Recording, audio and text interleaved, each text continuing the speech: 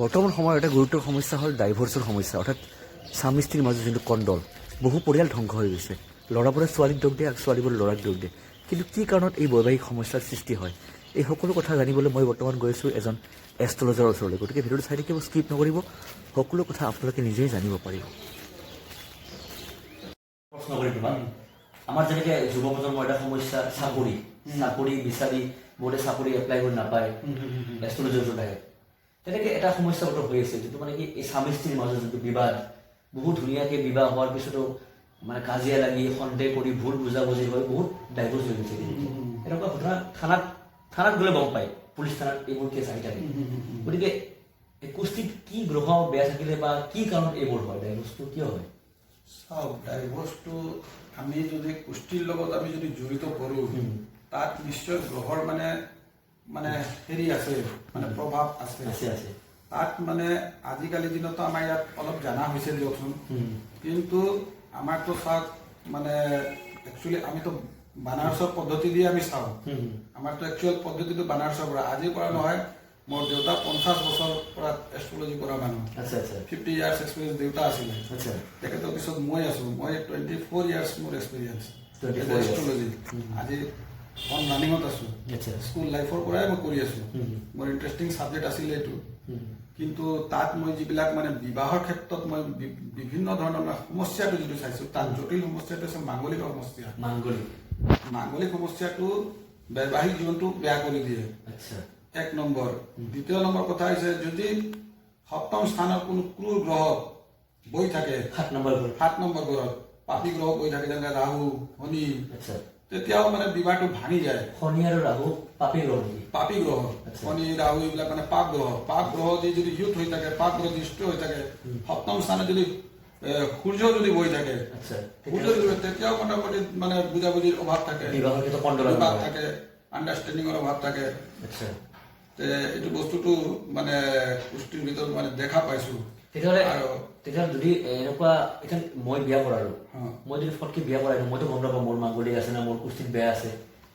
প্ৰথম মই বিয়া কৰাই দিলোঁ, ঠিক আছে। কিন্তু এতিয়া মই ভাবোঁ কি ৰাইজে যদি কোনোবাই যদি এনেকৈ বিয়া কৰিব খোজে বা বিয়াৰ, তেতিয়াহ'লে এষ্ট্ৰলজিৰ ওচৰত অহাটো ভাল হ'ব। আজিকালিতো চব এডুকেটেড যুগ। আজিকালি সকলো মানুহ অলপ হ'লেও জানা আছে। আগৰ দিনত মানুহ চাহ নাছিল ইমান দিয়কচোন। মই আজিৰ দিনত এটা দুটা বহুত মানুহৰ লগত ইণ্টাৰেক্ট হৈ আছো।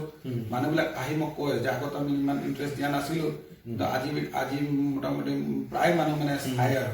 তথাপি নৱপ্ৰজন্ম যিবিলাক ল'ৰা ছোৱালী বহুত মানে ভাল পোৱাও আহে, ভাল পাইছো প্ৰেম বিবাহ। কিন্তু প্ৰেম বিবাহ মানে ক'বলৈ গ'লে প্ৰেম কৰাটো মই কোৱা নাই যে এইটো পাপ বা বেয়া বস্তু, এইটো ভালে দিয়কচোন। প্ৰেম বস্তুটো যদি বেয়া হ'লে ভগৱান এইটো নিৰ্মাণে নকৰিব। ভগৱান মহাদেৱ কামদেৱ আপুনি জানে জ্বলাই দিছে, তাৰপিছত আকৌ তেখেতক মানে হেৰি কৰিব লগা হৈছে, হয়নে নাই? প্ৰেম কৰি বিবাহ কৰে বহুতজনে, কিন্তু প্ৰেম কৰি বিবাহ কৰাটো বেয়া নহয়। কিন্তু বিবাহৰ আগতে জন্মকুষ্ঠিটো অষ্টকোট মিলান কৰিব লাগে।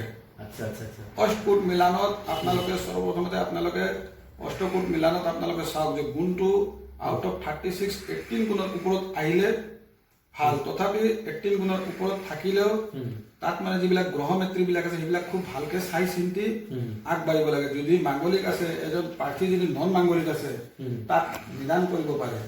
আৰু নিদান কৰাটো এটা মানে হেৰি আছে, পদ্ধতি আছে। আৰু মোৰ মতেদি বানাৰসৰ পদ্ধতি নিদান কৰাটো সবচে বেষ্ট। মানে তাত যিটো মহৰ্ষি বিলাক যিবিলাক নিয়ম নীতি বিলাক দি দিছে, যেনেকে ছোৱালী মানুহ থাকিলে তাত কুম্ভ বিবাহ হয়, আৰু যদি ল'ৰা মানুহ থাকে তাৰ অৰ্ক কন্যা বিবাহ হয়, অৰ্ক কন্যা বিবাহ বুলি কোৱা হৈছে। মোটামুটি এই মাংগলিক দোষৰ পৰা বা বৈধব্য দোষৰ পৰা সেই মানুহ ৰক্ষা হয়। প্লাছ বিবাহত কোনো ধৰণৰ বাধা নাহে, আৰু বিবাহটো মানে জীৱনটো খুব ভালকে শান্তিভাৱে জীৱনটো মানে চলি যায়। খুব ধুনীয়া এটা ভাল কথা ৰবিৰ পৰা গম পালোঁ আমি এই বৈবাহিক ক্ষেত্ৰত। আজিকালি যে ডাইভৰ্চ হয়, স্বামী স্ত্ৰীৰ মাজত যে মানে কণ্ডল লাগি সংসাৰ ভাঙি যায়, তাৰ ধুনীয়া কথাখিনি ক'লে। গতিকে মই সকলোকে অনুৰোধ কৰিছোঁ, আপোনালোকে ৰবিক লগ কৰক, পাৰ্চনেলি ঘৰত আহক, আৰু বহুখিনি কথা জানিব পাৰিব। আপোনালোকৰ জীৱনত কি সমস্যা হৈ আছে, কিবা চাকৰিৰ, বৈবাহিক, যদি যিকোনো সমস্যা যদি আছে, ৰবিক লগ কৰক, ৰবিৰ ঘৰত আহক, ৰবিৰ